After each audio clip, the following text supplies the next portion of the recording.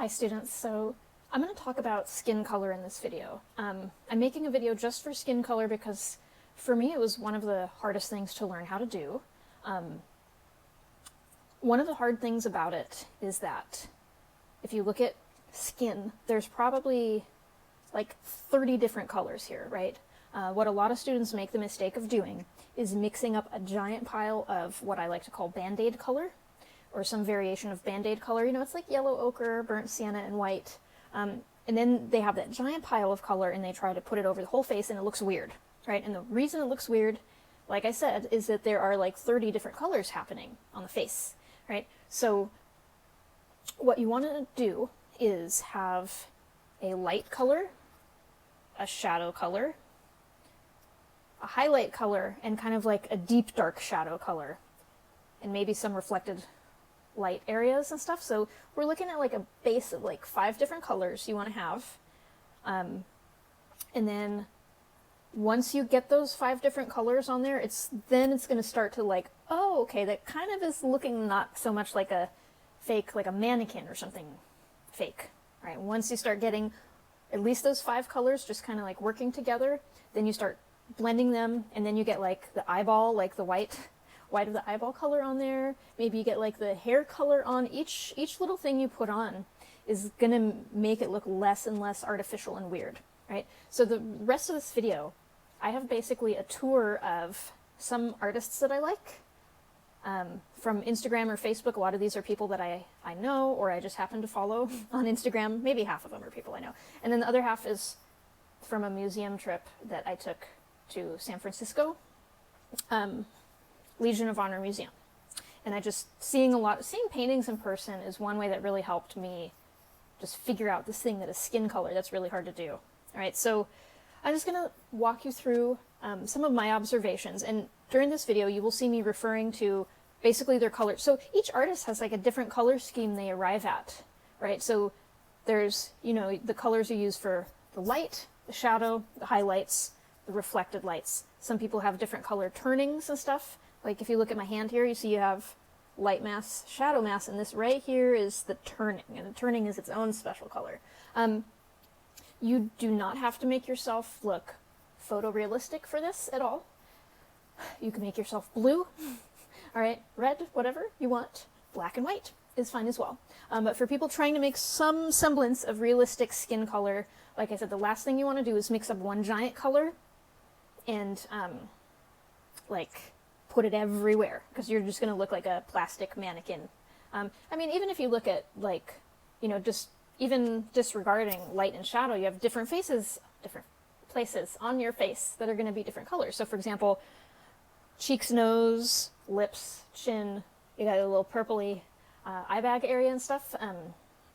There's, you know, and the way light affects it as well. So I'm going to be taking you guys on a tour, and I'm going to be by the way, this album, I'm going to share it with everyone, so you can look at all these on your own. And a lot of, so I'll be pointing out, look at the light mass, the shadow mass, colors this artist is using, and maybe trying some of my best guesses on some of them.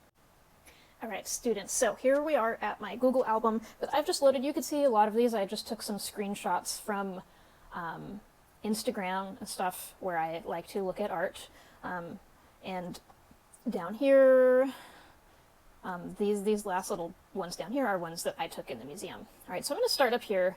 I'm going to start with this artist named Jazz Knight. All right, and this image of his, he said, is a study, so he paints people from life. And I like his studies for teaching purposes. Well, also they're beautiful just for regular art purposes, but he doesn't, for these studies, he doesn't blend the different colors together. So you can see clearly the different colors he's using because they're not blended together. So I'm just going to zoom in on this highlight. You can see the highlight is almost like a pink color. The main light mass of the face, I'm going to say that's mostly raw sienna. So if you guys don't know what raw sienna is, it's kind of like yellow ochre with a little bit of burnt sienna in. So it's halfway between yellow ochre and burnt sienna. So this is mostly raw sienna. You can see over here on the right side, that looks like a little bit of greenish. To me, it could be just black mixed in. Do you guys remember when we did that color wheel? We made kind of like an olive green by mixing yellow ochre and black. So that could be just yellow ochre and black, right? Over here on this side, almost looks like some raw umber or burnt umber. All right, so there's very few colors in here. I'm surprised by this pink kind of color in the highlight area, right? One thing that I noticed when I started painting and then going to museums was seeing something in person. It's a lot less mysterious how they do it. When you see this giant masterpiece and you see pictures of it in a textbook, or you see pictures of it online, and it's too amazing to be true. But then when you see it in person, you can see things like, oh, I can see these colors this artist used, and I can see the differences between the different color areas. All right, so this is, you can see at the top, I just took a screenshot. This is Jazz Knight. This is his Instagram. All right. This one here is by an artist named Christy Gordon. I actually went to grad school with her. She does a lot of little videos of herself painting on Instagram, and she actually does like online portraiture workshops. Right. So here's some of, here's one of her pieces, and there's a lot of colors going on here, but you have the basic, what I call Band-Aid color, which is yellow ochre, burnt sienna, and white. If you look right there kind of above her lips on the left side, that's kind of that Band-Aid color. She uses a lot of pinks in her palette, and you look right on the turning of the cheek, we have some greens. All right, let's move on. All right, so here is one of her videos that I took screenshots of, just to show you kind of how she starts out. So there's a lot of kind of like this Band-Aid color, but she uses a lot of gray and a lot of hot pinks, right? So there's just kind of going through, this is her palette here, right? So you can see over on the left the colors she uses, and then along the bottom are the tints she uses, right? Just moving along through painting the eyeball, and then towards the end they get blended a little, and she adds a little highlight on the eyeball. Beautiful, right? This is another painting by Jazz Knight. And I like this one because this is another one of his studies. He's doing a study, master copy, actually, and you can see the different colors he's putting in here pretty clearly. You have a lot of this earthy orange, aka Band-Aid color, a lot of orange on the cheeks. Notice how the cheeks are more orange and the forehead's a little more white. You have this gray, raw umber kind of tint mixed in on the right-hand side, right? This is an artist, Marshall Jones. These are some studies he was doing. You can see he's thinking about the colors that he's using. Just looking at these little studies on the bottom left here, this is just a sphere, just to show like what colors he's going to use for light and shadow. So again, you can see the kind of blackish turning, warmer kind of, I'm going to say this is like a, some kind of quinacridone red. You have your raw umber, burnt umber, and then getting kind of like your pinkish kind of Band-Aid color towards the highlight, and then a white highlight, right? So you could see something like this, light and shadow on the face. He's thinking about the different colors he's using there. Right? This is another one by Marshall Jones. He's really, really good at painting stuff very realistically. All right, this is another Jazz Knight piece.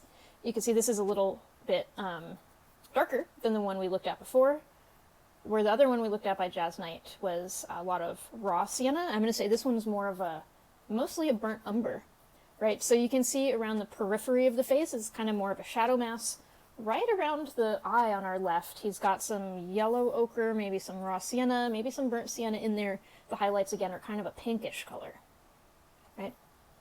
This is not Breonna Taylor. This is a portrait of Breonna Taylor by artist Amy Sherald. I like the way her work looks. And she does not so much of a light and shadow. So if you look at something like this is more of like a classical lighting. You can see there's a clear light mass and shadow mass. Something like this. You see how clear the light source is? And this looks more like a Renaissance type painting, as does this one. Whereas Amy Sherald has more of a modern look. Her paintings almost look like a photograph. You know how if you have a flash on in the photograph, you don't have a lot of shadows? So what she does, if I'm looking at this arm, and actually, Michelangelo shaded a lot of his figures like this as well. You can see on the outside, so the right and the left of the arm is a little bit darker, and the center of the arm is lighter. So she shades around the dark edges, adds light towards the center of the form, right? And that's kind of what's happening here too. So this is just, she mixed up, I'm going to say this is probably mostly raw sienna. Not raw sienna, raw umber. It's mostly raw umber, some white. There might be a little bit of yellow ochre in here. There might be a little burnt sienna in here. It's, you know, she shades around the edges. You can see on the nose, the edge of the chin, the cheeks, but it's mostly very flat, and that gives it a very modern look to it, right? You can see the hair is just kind of two colors. It's black, and it's got a little bit of slightly less dark black for those highlights. One thing about black hair that's hard for me to paint is when I go to do those highlights, sometimes I make them too white, and it makes the person look like they have gray hair instead of black hair. So notice the highlights on the hair are pretty dark, right? This, if you look at this hand, you can see the elbow is pushed in the background by being slightly more dark, right? And then the fingers are moved forward by lighter values. Right? This is Bo Bartlett, who is the teacher of one of my teachers. I've never met him, but he lives in Washington somewhere. His work is pretty nice and warm. So if you look at the shadow mass here, it's pretty dark. You know, we have some dark kind of umber type colors. You have your Band-Aid type colors for the light mass with some lighter highlights. Look at the cheek is mostly yellow and white. Right? This one I thought is interesting too. This is Lavelle Miller Kirschman. She's a contemporary artist. Let's look at these colors. So this doesn't look very realistic, but you can see the neck has these purpley gray colors. Most of the face is that kind of Band-Aid color I've been talking about, but with more gray in it. So I would say, you know, yellow ochre, maybe some burnt sienna and raw umber type grays. Also, you know, you see some pinks in there, some greens, maybe purples kind of around the chin, neck area. Right. This is my old professor, Patricia Watwood. Her paintings, I really love them. Her palette, I know because I have had her as an instructor. She uses a full palette. She mixes up an earthy type red. So like, I think the closest color you guys would have to it would be maybe like a burnt sienna with a tiny bit of like cadmium red in it or something, and white. So she mixes that up into like a weird pinky color, pinkish. So you can see the kind of pink color on the underside of the cheek and the nose area. That's the main color she uses. And then she just grabs white and yellow ochre and mixes that in. She likes to put green turnings. Look at right where the jawline turns from light to shadow. She brushes green right in there. Look at the highlight right above the eyebrow. It's very yellow, yellow ochre and white.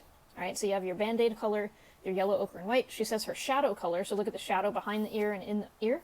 That's mostly burnt sienna. There's the painting again. All right, here's another Patricia Watwood painting. Again, mostly the same kind of colors. Look at the green.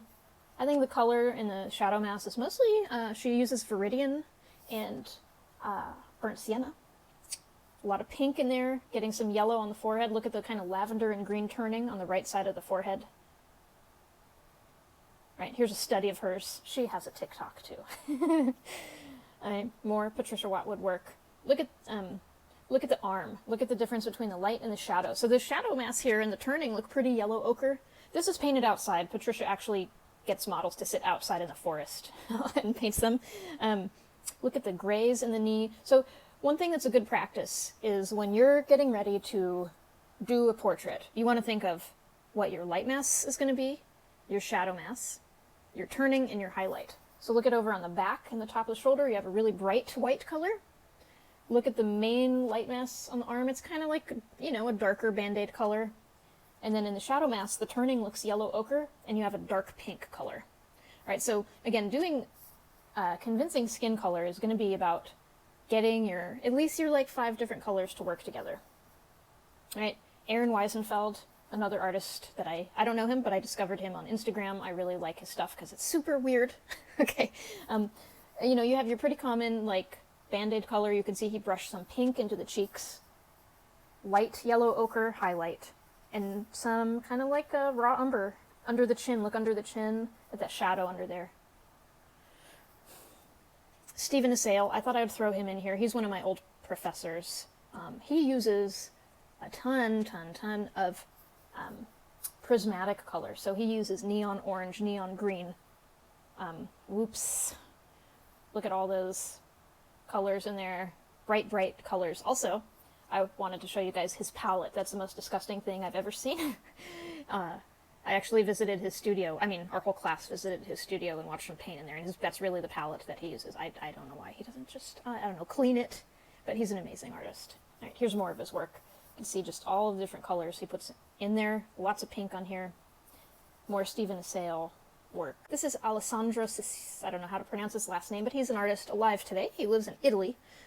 I follow his Instagram because his work is beautiful, right? And he has a very kind of old master type palette. You know, you have your main Band-Aid color, little pink, little red on the cheeks, nose, and lips. Look at these grays and greens in the shadow masses and turnings around the chin area. Whoops. And look at that highlight color on the forehead. Again, that's mostly white, some yellow ochre, some burnt sienna, maybe some raw sienna or green to make it less neon orange. Right, here's another one of his pieces. Is that the same one? Maybe? Just different photos of it, making it look different. Yeah, I love watching artists who share their process on Instagram. But yeah, you can, you know, if you were to look at this and try to pick out the different colors he's using, you know, I see raw umber in all the shadows. I see yellow ochre, burnt sienna, maybe a little bit of some kind of earthy red or prismatic red in the cheeks and the eye bags. It's not a lot of colors. Right, here's more of his stuff. So cool. Right, this I wanted to show you just because if you wanted to do something like this instead, you can. I think this is really cool. It's actually really beautiful, and I'm just trying to look. I don't know how to pronounce the name, but if you look down at the bottom, that's her Instagram handle, Nadia KWD. And just like look at all the not realistic colors on here. You got neon, green, pink, orange, yellow, right? But something about it looks realistic in a way, even though it's not realistic. And I think it has something to do with the artist's confidence that kind of pulls it all together. It looks right when you look at it, right? Caravaggio here, self-portrait. You know, it's mostly going to be raw umber or burnt umber here. We got the Band-Aid color on the forehead, some yellow ochre and white highlights, some kind of green halftones in areas. That could just be the yellow ochre brushed thinly over, mixing with the raw umber or black underneath. Right? This is Bouguereau. This is a study from life. I love Bouguereau. He's people put down his work these days for being cheesy, which it is extremely cheesy. He did the two little angels holding hands and kissing or whatever. But anyways, this is an oil sketch. You can see the raw umber in the background, right? You have a lot of raw umber, yellow ochre, white, some prismatic red there for sure. Notice how the eyes are not light. The cheek and the eyebrow bone are the ones that are going to be the brightest. Another Bouguereau sketch. Not a lot of color here, right? But it works. It's working out. Oops. Right? This is Ang.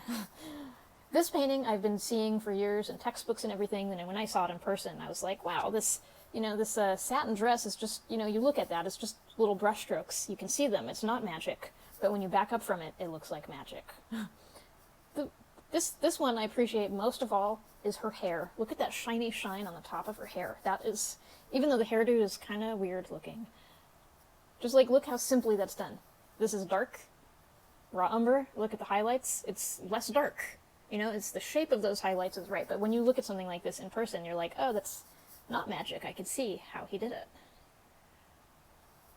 Frida Kahlo. That picture is grainier than I expected. Here's a better one.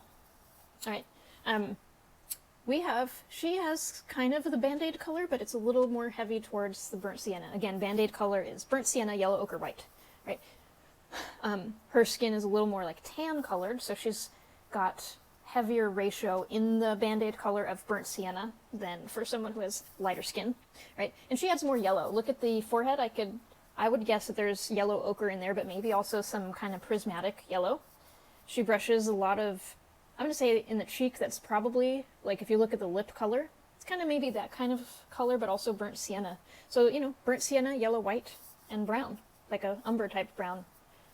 Let's look at the hair, too. The hair is black, and again, you can see these little highlights happening on the hair. This one is one, now, I apologize, a lot of the ones that I have from my museum trip, I forgot to take a picture of the wall label, so I'm guessing.